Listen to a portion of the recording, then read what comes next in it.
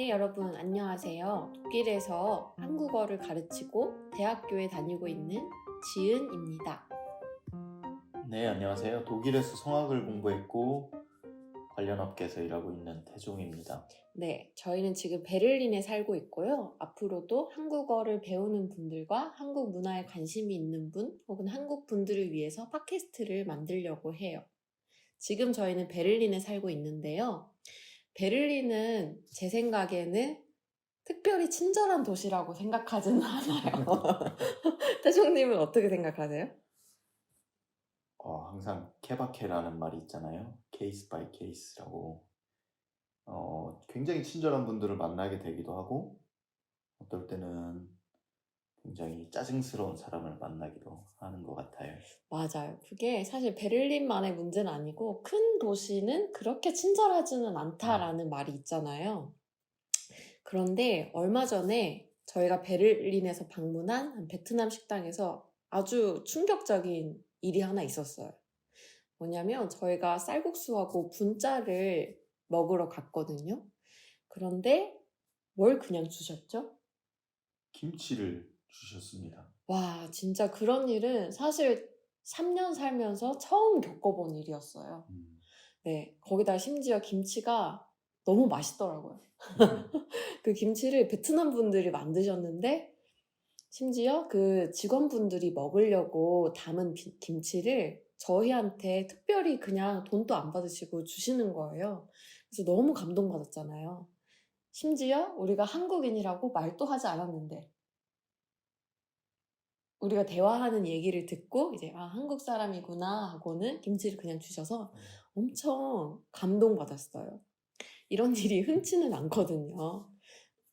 네, 오늘은 한국의 특별한 문화, 서비스에 대해서 얘기를 해보려고 합니다. 그리고 아까 말씀드렸던 그 식당은 베를린의 프렌츠라우 알레 근처에 있는 부콘이라는 베트남 식당이에요. 네, 한국에서는 이런 일이 흔한가요? 종종 경험할 수도 있죠. 네, 이런 것을 서비스라고 하고 사실 서비스는 두 가지 뜻이 있다고 생각할 수 있어요. 태종님이 소개해 주시겠어요? 한국어에서 서비스는 콩글리시라고 하잖아요. 한국어와 영어가 결합된 아니면 의미가 좀 영어에서의 의미와 다른 경우를 콩글리시라고 하는데요. 예를 들면 식당이나 시장에서 또는 다른 여러 가게에서 주문하지 않은 걸 무료로 제공해 주는 것, 그 자체를 서비스라고 해요. 맞습니다. 또 한 가지 뜻은 손님을 대하는 태도, 그 방식을 서비스라고 해요. 그렇죠. 첫 번째 뜻은 주문하지 않은 걸 무료로 주는 것인데요. 예를 들면 어떤 게 있을까요? 저희가 받은 방금 이야기했던 김치 같은 경우도 있고요. 아니면 뭐가 있을까요? 한국에서 라면 사장님이 그냥 주세요. 예를 들면 오늘 이게 맛있어요. 아니면 이거 한번 드셔보세요 하면서 주시는 경우, 맞습니다. 그런 서비스가 많은 것 같아요. 김치 외에도 자주 받을 수 있는 건 무로 만든 깍두기라는 밑반찬이에요. 그리고 작은 소스들, 이거는 다른 식당에서도 많이 주는 것 같고요. 제 생각에는 기대하지 않은 걸 받은 것도 서비스고, 계산을 따로 하지 않았는데 제공되는 것도 서비스인 것 같아요. 태종님이 아까 말씀해 주셨는데요. 전반적인 손님을 대하는 태도도 서비스라고 할 수 있어요. 그래서 어떤 식당은 음식도 맛있지만 서비스도 좋아, 이렇게 평가를 하는 경우도 종종 있습니다. 식당 외에도 사실은 당구장이나 노래방 같은 데서 서비스를 받는 경우도 있어요. 그러니까 2시간을 계산했는데 30분 정도를 공짜로 주는 거, 그것도 서비스거든요. 이런 서비스 받아본 적 있어요, 대표님? 학생이었을 때, 고등학생이었을 때 당구장이나 노래방에 가면 학생이니까 돈이 많지 않잖아요. 네. 그럼 막 친구 4-5명이 가서 노래방도 뭐 1시간 반, 2시간 한다든지 당구도 1시간 정도 플레이를 하면 사장님들이 학생들이니까 서비스 시간을 많이 주셨던 것 같아요. 맞습니다. 서비스 시간이라는 개념도 있어요. 그렇죠. 그리고 저희들끼리 그래서 친구들하고 항상 가는 노래방이 있었어요. 다음 손님이 없으면 그냥 시간을 주시는 거예요, 계속. 그래서 뭐 1시간 반, 2시간 계산하고 4시간 놀다 오기도 하고 오기 싫을 때까지. 저도 그런 노래방이 있었어요. 제가 다니던 대학교 앞에 있었는데요. 그 노래방은 서비스 주는 걸로 너무 유명해서 대학생들이 술 마시고 새벽 1~2시 되면은 이제 그 노래방에 가서 밤을 새는 거예요. 1~2시간만 계산하고. 저도 거기에 자주는 아니지만 가끔씩 갔습니다. 실대로 말씀하세요. 가끔씩 갔습니다. 그럼 밤을 새서 노래를 부르나요? 네. 한 친구 4~5명이 가서 한 2시간을 계산을 해요. 그러면 그냥 끝이 안 나는 거예요. 그 시간에는 어차피 사람이 없으니까. 그 20대 에너지라는 게 있어요. 그죠? 그렇죠. 한국에 만약에 간다면 밤새서 노래방에서 노래를 할 수 있습니까? 지금은 서비스 시간 줘도 그냥 나올 것 같아요. 그죠? 네. 그쵸. 피라고 가면은 밤을 샐 수도 있을지도 모르겠어요. 네, 저희가 같이 아는 친구 중에 한국 노래를 너무 사랑하는 친구 필이 있는데 그 필은 필리핀 사람인데요. 그 친구가 한국 아이들, 한국 성인들에게 영어를 가르치는 일을 하다가 K-팝에 빠져버려서 이제 그들이 내 인생을 망쳤다라고 저번에 농담을 하더라고요. 그래서 K-팝 콘서트를 보러 이제 다른 나라로 비행기표를 사서 가기도 하고. 휴가차. 네. 본업을 열심히 하고. 그런 친구입니다. 어쨌든 저희가 최근에 또 저희 집 근처에 칼국수를 먹으러 간 적이 있죠. 스월트 마스터라는 칼국수가 메인인 식당에 갔었죠. 네. 거기서도 되게 한국적인 서비스를 받았는데 첫 번째로는 너무 친절했어요. 맞아요. 너무 친절하셨어요. 네. 두 번째로는 서비스로 만두를 주셨어요. 맞아요. 맛있었어요. 네. 그래서 깜짝 놀라기도 하고 아주 맛있게 먹어서 사실 유럽에서는 팁 문화가 있기 때문에 저희는 서비스를 받으면 팁을 조금 더 드리는 반응을 하고 있습니다. 네. 그 서비스 받으면 너무 감사하니까 저도 모르게 또 올게요 라는 말이 나오더라고요. 그쵸. 저희도 보통은 독일에서는 그냥 서빙 하시는 분 앞에 감사 인사를 하는데 저희도 되게 한국적인 반응을 했어요. 그죠? 그래서 맞아요. 안에 들어가서 주방에 계신 분한테 너무 잘 먹었습니다. 감사해요. 또 맞아요. 올게요. 이렇게 했던 기억이 나요. 여러분들도 서비스 받으면 그렇게 감사 인사를 따로 하면은 되게 좋아하실 거예요. 네, 그렇죠. 네. 이렇게 말하고 실제로 자주 가게 되는 가게들도 있는데요. 이런 가게를 한국어로 단골 가게라고 합니다. 또 한 가게에 아주 자주 오거나 규칙적으로 오거나 하는 손님은 또 단골 손님이라고 해요. 태종님은 서울에 계실 때 단골 가게가 있으셨나요? 단골이라고 할 정도로 자주 가지는 않았지만 정말 좋아하는 가게는 당연히 있었죠. 하나 소개해 주세요. 네. 태종님의 단골 가게. 지금 없어졌어요. 젠트리피케이션 두드러 맞아가지고 없어졌나요? 없어졌습니다. 순대국밥 집이에요. 싸고요, 맛있고. 올해 참 한 자리에서 열심히 장사하시던 분인데 건물주가 이제 월세를 올리겠다 저런. 하시면서 이제 그러면 나는 벌만큼 벌었고 열심히 일했으니 정리하겠다 이렇게 하신 것 같아요, 사장님이. 슬픈 일입니다. 단골 가게 상일동에 있는 순댓국집이 없어졌군요. 그렇죠. 이제는 왜냐면 태종님이 베를린에 산 지가 꽤 됐어요. 제가 한국에 못 간 지난 3년 사이에 그런 일이. 아쉽네요. 하지만 맛있는 순댓국집은 언제나 많으니까요. 맞아요. 그리고 또 중요한 단어를 말씀해 주셨는데 서울에서는 젠트리피케이션이 너무 심하고 체감을 언제나 할 수 있는 것 같아요. 제가 굉장히 독일식으로 발음을 했네요. 왜요? 네, 센트리피케이션이라고 했어요.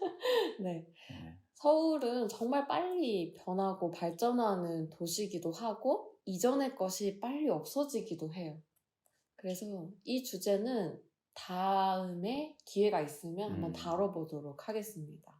그렇죠. 네. 보통은 단골 가게라고 하면 제가 너무 자주 가서 사장님도 저를 잘 알고 저도 사장님을 잘 알고 이런 느낌인데 굉장히 재미있는 단골집도 있어요. 예를 들면 저희가 서울에 있을 때 같이 갔었던 압구정에 있는 정든집. 그쵸? 네. 막 구글 평점이라고 해야 되나요? 한국에서는 카카오 평점인가요? 네. 평점이 몇 점이죠? 2점인가 1점대였어요. 네. 손님들이 막 이런 집이 있나요? 말도 안 됩니다. 어떻게 사장님이 장사할 마음이 없습니다. 막 이런 후기를 남겨놨는데 그런 서비스를 하는 집이 단골집이에요. 어떤 말씀이시죠? 지은님한테는 단골집이에요. 맞아요. 그 집이 다시 한번 말씀드리면 압구정에 있는 어떤 가게인데요. 저도 제 친구한테 소개를 받아서 알게 됐어요. 지금 파리에 살고 있는 친한 친구인데 그 친구가 자기가 엄청 오래 다닌 술집이 있다고 알려줬어요. 그래서 한번 갔는데 분위기가 와, 이 서울에 있는데 서울스럽지 않은 뭔가 정이 느껴지는 압구정 한복판에 압구정은 서울스럽지 않다. 한복판에 있는 가게였어요. 그리고 또 서울스럽지 않다. 하긴 그 말도 사실 맞지 않네요. 왜냐면 서울스러운 건 뭐죠? 서울은 정의가 굉장히 어려운데. 그러니까 서울은 너무 다양한 모습이 있는 거지만 제 머릿속에는 사실 제가 갔던 어느 가게보다도 정이 많이 느껴지는 그러니까 가족이나 친척이 하는 것 같은 가게예요. 사장님께서 플라스틱 통을 좀 쓰시거든요. 저는 사실 그렇게 예민하진 않아서 플라스틱 통으로 이 어묵 국물을 막 부으셔도 괜찮아요, 저는. 근데 어떤 사람들은 그런 것 때문에 후기가 안 좋기도 하고 불편할 수 있죠. 충분히. 네. 요즘에 이제 건강을 많이 생각하니까. 네. 게다가 사장님이 자주 오는 분들한테 되게 잘해주세요. 좀 이렇게 선을 넘는 말을 하실 수도 있어요. 네. 그래서 안 좋아하실 수도 있지만 저는 이런 겨울에 특히 그 사장님이 이렇게 불쇼를 하면서 따라주시는 사케가 너무 생각나거든요. 아직도 건강하게 계신지 모르겠네요. 저희가 갔을 때 되게 재밌는 에피소드가 있었어요. 기억나세요? 네, 저는 그래서 그 일을 생각하면서 이 가게는 여기는 좀 새로운 서비스의 지경에 이르렀다. 그러니까 서비스의 새로운 지경에 이르렀다. 왜냐하면 이제 사장님이 야, 재밌는 거 보여줄게. 이렇게 해서 사케로 불쇼 한번 해주시고 이제는 니들끼리 알아서 놀아. 네. 냉장고에 있는 떡도 꺼내서 니들이 알아서 구워 먹고 네. 시시하모도 알아서 그냥 구워 먹고 네. 나는 나갔다 올 테니까 재밌게 놀아. 이런 서비스라고 해야 되나요, 이거를? 이상한 일이죠. 네, 제가 가게에 손님으로 왔는데 제가 떡도 구워서 네. 직접 해서 먹어야 되고 아무튼 굉장히 재미있는 네. 진짜 아까 그 말이 무슨 말인지 알 것 같아요. 그죠? 친척집에 온 것 같은. 네, 거기서 그때 사장님이 친구가 가게에 놀러 와서 밥 먹으러 가신다고 저희한테 가게를 맡겨놓고 나가셨어요. 그래서 저희가 거기 있는 떡도 구워 먹고 재밌게 놀다가 왔답니다. 실제 손님도 왔죠? 네. 저희끼리 있는데. 그랬었네요. 저희도 좀 당황하고 네. 손님들도 당황하고. 네. 그랬던. 네. 하지만 따뜻한 서비스가 그리우시다면 그 식당을 한번 방문해보세요. 술도 한번 마셔보고 저는 굉장히 좋아하는 가게입니다. 사실은 그 에피소드 말고도 재밌는 에피소드들이 많이 있어요. 사실은 다 얘기하면 1시간 넘게 나올 수도 있어요. 제 성격 때문인 것 같은데 좋았던 가게는 계속 가요. 그리고 새로운 가게를 가는 것보다 이미 만족한 가게에 또 가서 그 만족감을 느끼는 게 좋거든요. 독일 사람이네. 그래서 그런 단골 서점 단골 식당, 음. 단골 카페, 단골 술집이 강남, 강북에 하나씩 다 있는 것 같아요. 카테고리마다. 네. 그런데 에피소드 하나를 공유해드리면 제가 연희동에 살았거든요. 근데 거기에 일본식 술집이 하나 있었어요. 이자카야라고 하죠. 네네. 네. 근데 거기가 집 앞에 있기도 하고 해서 제가 친구들이랑 되게 자주 갔어요. 거기 생맥주하고 작은 이런 버섯이나 토마토, 베이컨, 꼬치 뭐 이런 것들을 파는 가게였어요. 근데 거기가 집이랑 또 가깝고 또 저렴했어요. 그래서 한 달에 2번은 갔던 것 같아요. 네. 사장님이 딱 보면은 알죠, 저를. 또 왔구나. 또 왔구나. 또 이제 다른 친구랑 왔구나. 한 번은 제가 이제 또 새로운 친구들한테 그 가게를 소개해준다고 데려갔거든요. 그래서 사장님한테 저 또 왔어요 하고 거기 제일 좋은 자리가 있었어요. 거기 약간 구석지고 좀 방 같은 자리에 이제 친구들이랑 한 4명이서 앉아서 이렇게 있는데 처음 보는 여자분이 이렇게 서빙을 하고 계셨거든요. 사장님이랑 반갑게 인사를 하고 앉아서 친구들한테 여기 내가 자주 오는 가게야. 너무 친절하고 꼬치도 맛있고 너희들도 자주 와. 이런 식으로 말을 했거든요. 근데 그 여자 종업원 분이 오셔서는 엄청 화가 난 것처럼 음식을 팍팍 내려놓는 거예요. 그래서 저랑 제 친구들이 다 얼었어요. 깜짝 놀라서 뭐지? 했는데 그 사장님이 40대 정도, 제가 20대 초반일 때 이제 눈치채셨어요? 무슨 일이었는지? 40대 초반이고 제가 20대 초반이고 그러니까 20살 정도 차이가 나는 그냥 아저씨였거든요. 이제 감이 오세요? 그 여자 종업원 분이 딱 화가 막 난 것처럼 그릇을 팍 내려놓고 저를 싹 노려보면서 제 남편이거든요? 하시는 거예요. 네. 당황스럽죠? 저도 그때 너무 당황했는데 그러니까 저도 그때 잠깐 뇌가 얼었어요. 왜 나한테 화를 내지? 그리고 남편 집이면 자주 오면은 좋은 거 아닌가? 라고 생각했거든요.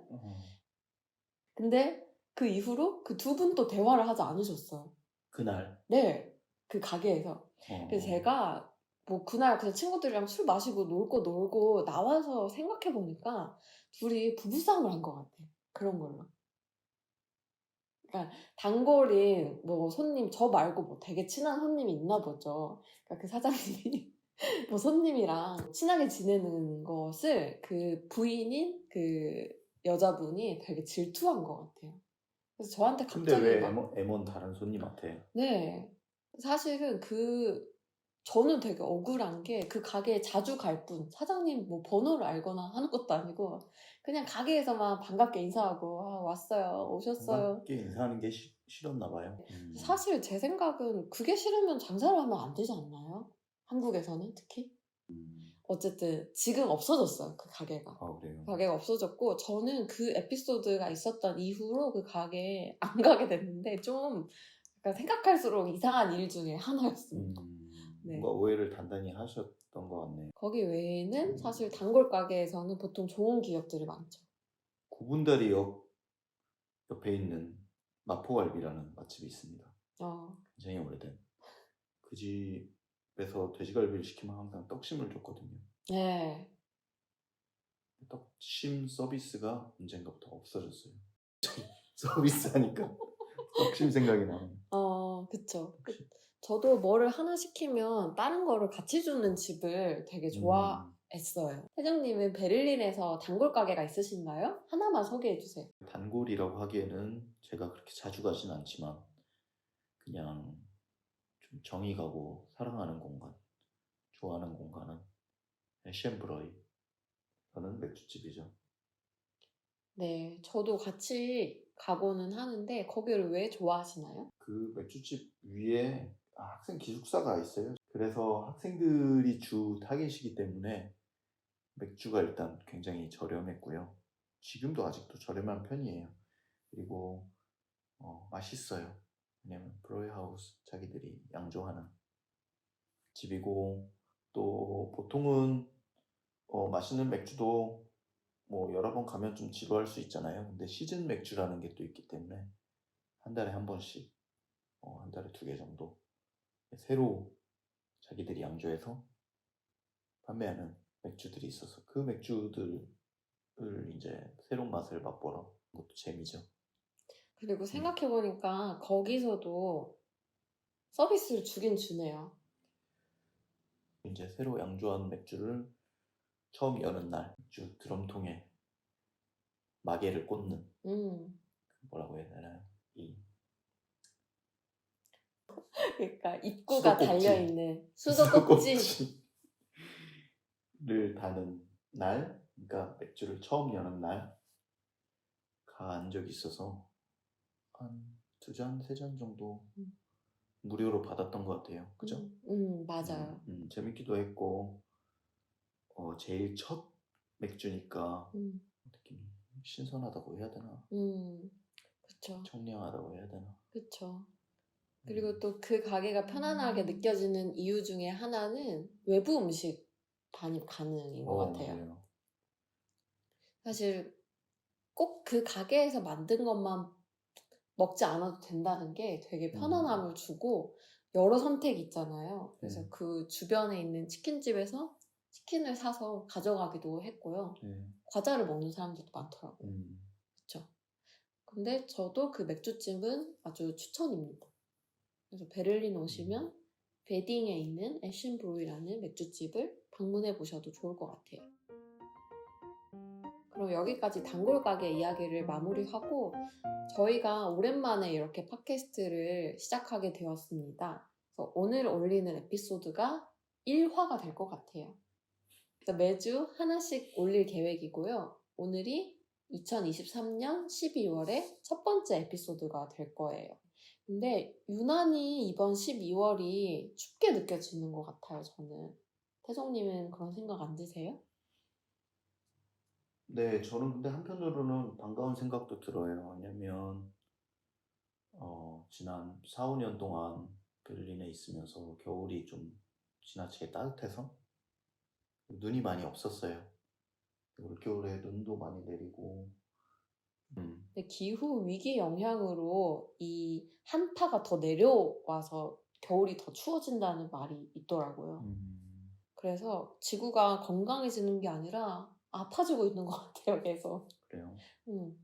그래서 많은 분들이 사실 저부터 환경을 생각해서 물건을 좀 줄이고 환경 친화적인 생활을 했으면 좋겠습니다. 무엇보다 겨울을 다들 따뜻하게 나는 방법을 하나씩 찾아가는 재미있는 겨울을 보내셨으면 좋겠어요. 그리고 저희 팟캐스트가 오랜만이라서 좀 어색하기도 했는데 태종님은 괜찮았어요? 저는 뭐 어색한 게 디폴트니까요. 네, 저는 조금 어색했거든요. 네. 그래서 여러분들께서 이 오늘 에피소드가 어땠는지 혹은 다음엔 이 주제를 하면 좋겠어요 같은 의견 같은 것을 댓글로 달아주시면 엄청 큰 힘이 될 것 같습니다. 네, 많은 분들이 들어주시고 참여해주시면 기쁠 것 같습니다. 네, 그래서 저희 에피소드는 먼저 스포티파이로 올라갈 거고요. 그 다음에는 애플 팟캐스트에도 올릴 예정이니까 일단 스포티파이 계정 있으신 분들은 자주 들어주시고 친구들에게도 추천해주시면 좋겠습니다.